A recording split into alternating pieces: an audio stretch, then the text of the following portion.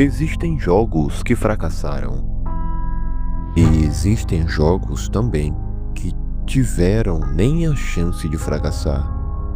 Não porque eram necessariamente ruins, mas porque alguém em algum momento decidiu que eles não deveriam existir. Alguns foram banidos, outros cancelados no mais pleno silêncio, e alguns foram simplesmente apagados, sem loja, sem atualização, sem explicação. Hoje a gente vai falar desses jogos que tocaram em temas proibidos, que chegaram perto demais do desconforto. Esses são jogos que a indústria tentou esquecer, e esse é o iceberg de jogos perdidos e cancelados. Seja bem-vindo a esse vídeo.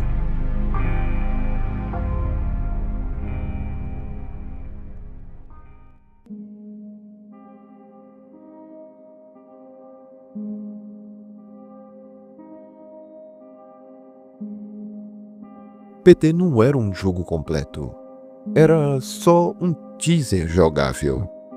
Mas ele fez algo que poucos jogos conseguiram fazer. Marcou uma geração inteira em poucas horas. O corredor, o rádio, Lisa atrás de você.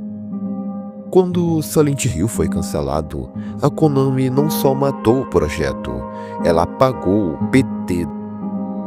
Quem não tinha baixado, perdeu para sempre. Quem tinha, virou guardião de uma relíquia digital. O jogo virou lenda. Consoles com PT instalado começaram a ser vendidos por valores absurdos. PT virou um lembrete cruel de que no mundo digital nada é realmente seu.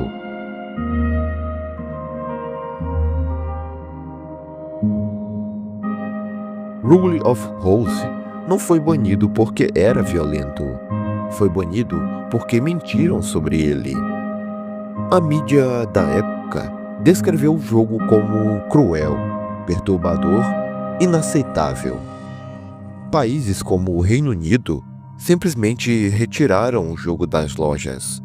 Mas quem jogou sabe, Rule of Rose é sobre abuso psicológico, trauma e infância quebrada. Não era um jogo confortável, mas era um jogo honesto. Só que o mercado não estava pronto para discutir esses temas. Era mais fácil censurar do que tentar entender.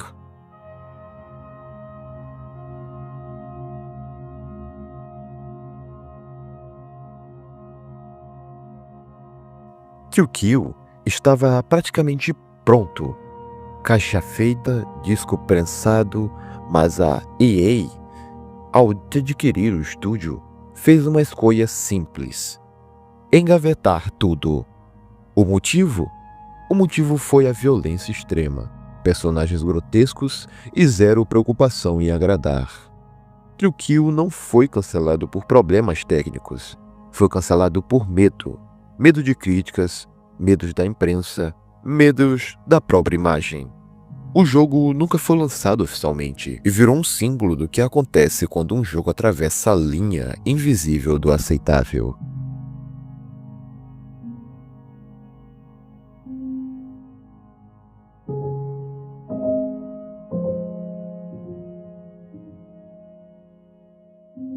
Berrante 2 não foi apenas banido, ele foi desconfigurado.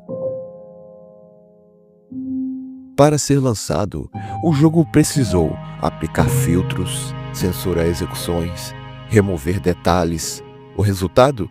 Um jogo que já não era mais o que os criadores pensaram. Berrante 2 virou um exemplo clássico de como a censura não apaga a violência. Ela só finge que ela não existe. E no fim, o jogo foi lembrado mais pela polêmica do que pela experiência.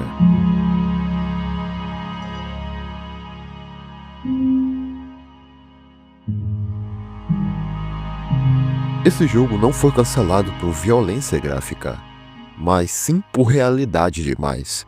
Six Day em Fallujah Tentava retratar uma batalha real, com depoimentos reais de pessoas reais. A reação foi imediata: críticas, boicotes, pressão política e, enfim, o encerramento do projeto. Porque transformar uma guerra recente em entretenimento era algo que o público e as empresas não sabiam lidar. O jogo voltou anos depois, mas nunca com o mesmo peso do original.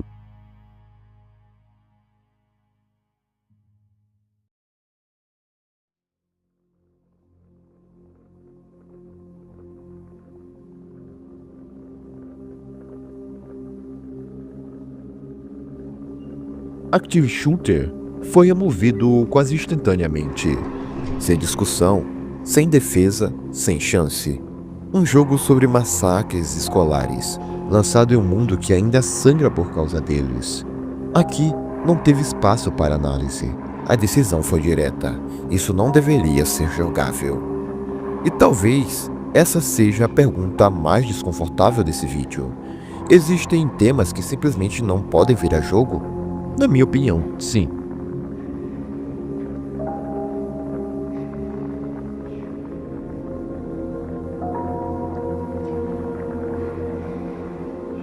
Sad Satan nunca foi um jogo oficial, mas foi sim um fenômeno.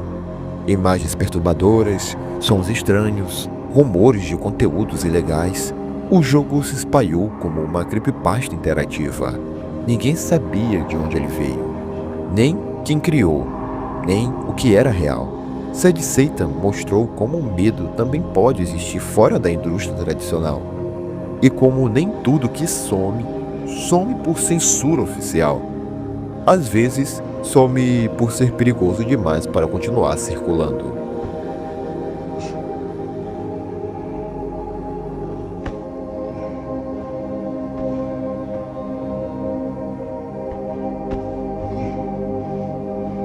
The Day Before é o exemplo mais recente de um jogo que simplesmente evaporou. Promessas enormes, trailers chamativos, expectativa gigantesca e depois do lançamento, o mais puro suco do silêncio. Servidores desligados, estúdio fechado, páginas removidas, nenhuma grande explicação sobre e nenhum pedido real de desculpas. É o cancelamento moderno, rápido, frio e sem memória.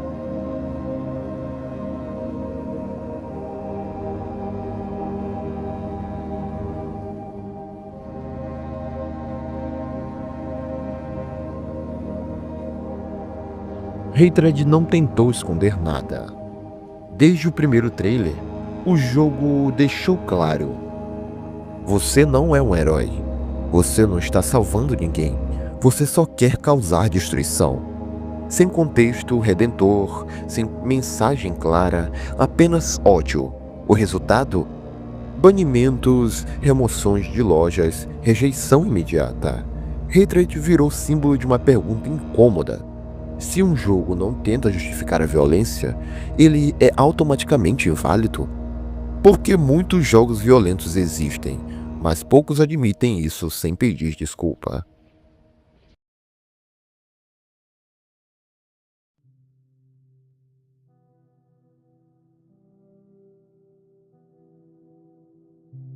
Bulletstorm não foi totalmente banido, mas em alguns países ele foi cortado, alterado, reeditado. Por quê? Porque a violência não era só gráfica, ela era celebrada. O jogo dava pontos por execuções criativas, transformava brutalidade em espetáculo. Em alguns lugares, isso passou. Em outros, foi longe demais. Não por mostrar violência, mas por rir dela.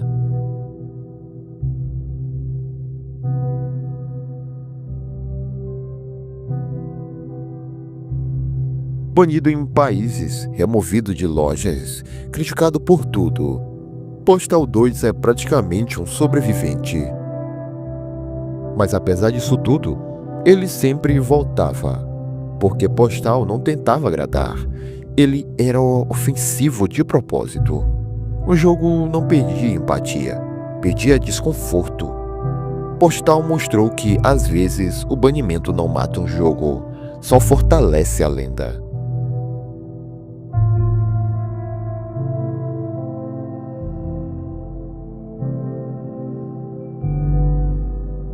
No Russian, não foi um jogo inteiro, foi simplesmente uma missão, mas uma missão que foi o suficiente para enterrar o jogo. Atirar em civis sem trilha épica, sem câmera heróica, só silêncios e tiros. Em alguns países, a missão foi removida, em outros, foi alterada. E em outros também, virou um tabu imenso. E até hoje, ela é lembrada como o momento em que o Call of Duty chegou perto demais da realidade.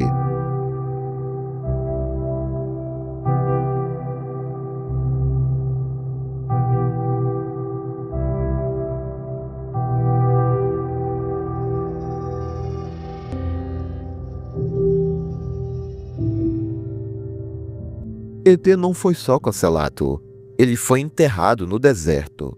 Isso de forma literal. Milhões de cartuchos jogados fora, como se fossem evidências de um crime. Por anos, isso foi tratado como um mito, até escavarem o local. E lá estavam. ET não foi banido por polêmica moral, mas por ser o símbolo de um erro tão grande que a indústria quis apagar fisicamente.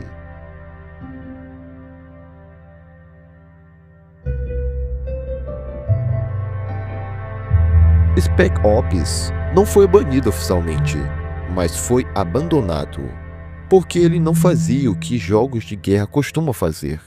Ele não glorificava o combate, ele culpava o jogador. Cada decisão, cada tiro, cada desculpa. O jogo virou desconfortável demais e desapareceu das conversas. Às vezes, um jogo não some porque é violento, mas sim porque ele diz coisas que ninguém quer ouvir.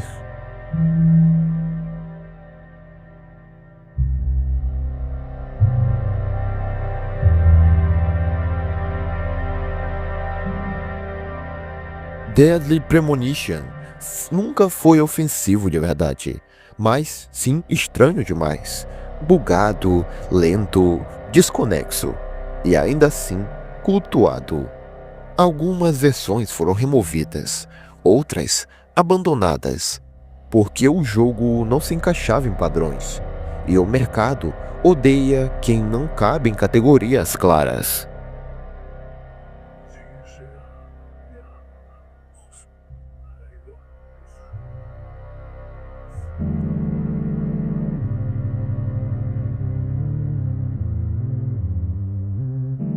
Jogos não somem por acaso, eles sempre somem porque incomodam alguém, uma empresa, um governo ou até o próprio público.